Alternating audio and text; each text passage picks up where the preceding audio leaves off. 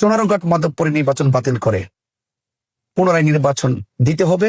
আমরা এই প্রহসনমূলক নির্বাচনের রেজাল্টকে ঘৃণাভরে প্রত্যাখ্যান করলাম। বৃহত্তর সুন্নি জোট তাদের বিরুদ্ধে আইনানুগ ব্যবস্থা গ্রহণ করবেন। দায়িত্ব গ্রহণ করেছেন জনাব তারেক রহমান। ওনার প্রতি আমি শ্রদ্ধা রেখে বলবো যে মাধবপুর সোনারঘাটে নির্বাচন একটি প্রহসনমূলক নির্বাচন হয়েছে। একটি জবরদখল কেন্দ্র দখল করে আধিপত্য আর পেশি শক্তির মাধ্যমে মানুষের অধিকারকে হরণ করা হয়েছে। আপনি এই বিষয়টি অবশ্যই গুরুত্বের সাথে দেখবেন। আসসালামু আলাইকুম ওয়া রাহমাতুল্লাহি ওয়া বারাকাতুহু। সুপ্রিয় দেশবাসী, ত্রয়োদশ জাতীয় সংসদ নির্বাচন হবিগঞ্জ ৪ সোনারঘাট মাধবপুর। দেশবাসী দেখেছে জাল ভোট, ভোট কারচুপি, জবরদখল, কেন্দ্র দখল, মোমবাতির প্রতীকের এজেন্টকে কেন্দ্রে ঢুকতে না দেওয়া, এজেন্টকে অনেক কেন্দ্র থেকে বের করে দেওয়া এবং পাশাপাশি মোমবাতির অনেক এজেন্টকে মারধর করে রক্তাক্ত করা। এটাই কি নির্বাচন? নির্বাচন কমিশন লেভেল প্লেইং ফিল্ড ঠিক রাখার ক্ষেত্রে যেই রকম প্রত্যাশা স্বপ্ন আমাদেরকে দেখিয়েছিলেন, অন্তত সোনারঘাট মাধবপুর সেই স্বপ্ন পূরণের শতভাগ ব্যর্থ হয়েছে। সেখানে ছিল আধিপত্য, দখলদারিত্ব আর পেশি শক্তি। মন মতো ভোট ছাপিয়ে মন মতো রেজাল্ট তৈরি করা হয়েছে, যেখানে মোমবাতির কোনো এজেন্টদের অনেক কেন্দ্রে এজেন্টদের কোনো স্বাক্ষরই নাই। এত কিছুর পরও আপনারা কি বলবেন যে সোনারঘাট মাধবপুরে সুষ্ঠু নির্বাচন হয়েছে? আমার প্রতিপক্ষ যারা আছেন তারা কি বুকে হাত দিয়ে, কোরআন শরীফে হাত দিয়ে কসম করে বলতে পারবেন এই নির্বাচনটি সুষ্ঠু হয়েছে? তারা কি কেন্দ্র দখল করে নাই এবং আমার এজেন্টদেরকে কি বের করে দেয় নাই? তাদেরকে আঘাত করে নাই? কেন ভাই? এরকম নির্বাচন কি সোনারঘাট মাধবপুর পাশে চেয়েছিল? আমার প্রতিপক্ষ এস এম ফয়সাল সাহেব, ওনাকে আমি অনেক সম্মান করে কথা বলেছি। পুরা নির্বাচনটা আমি একটা কথা ওনার বিরুদ্ধে বলি নাই, কিন্তু ওনাকে অনেক সম্মান করেছি। কিন্তু দেখেছেন তো নির্বাচন শেষে তিনি আমাকে অকথ্য ভাষায় কি নোংরা কথা বলেছে।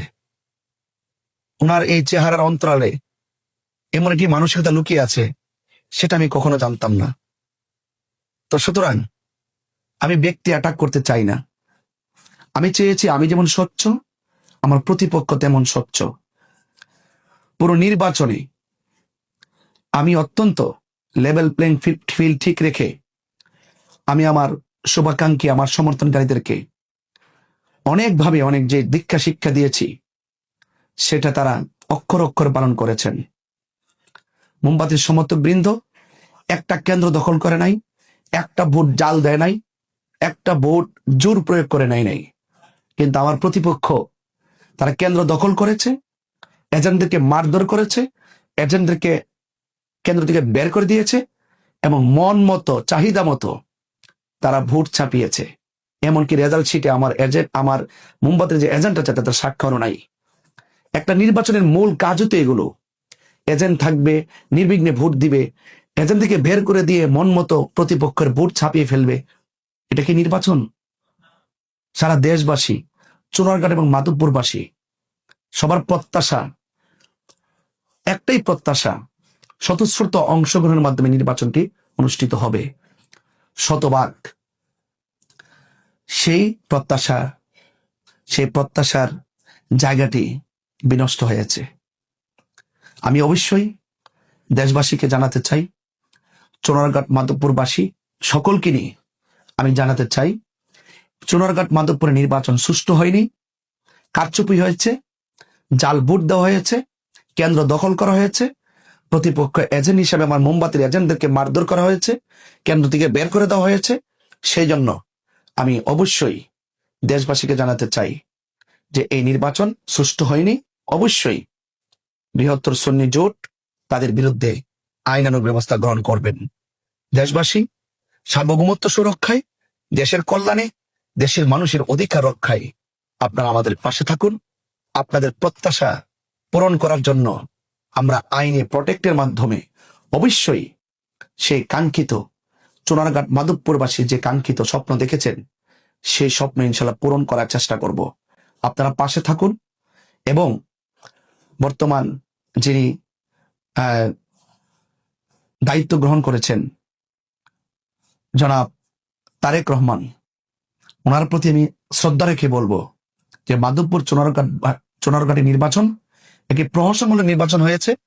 একটি জবরদখল কেন্দ্র দখল করে আধিপত্য আর পেশি শক্তির মাধ্যমে মানুষের অধিকারকে হরণ করা হয়েছে। আপনি এই বিষয়টি অবশ্যই গুরুত্বের সাথে দেখবেন। চুনারঘাট মাধবপুরের নির্বাচন বাতিল করে পুনরায় নির্বাচন দিতে হবে। আমরা এই প্রহসনমূলক নির্বাচনের রেজাল্টকে ঘৃণাভরে প্রত্যাখ্যান করলাম।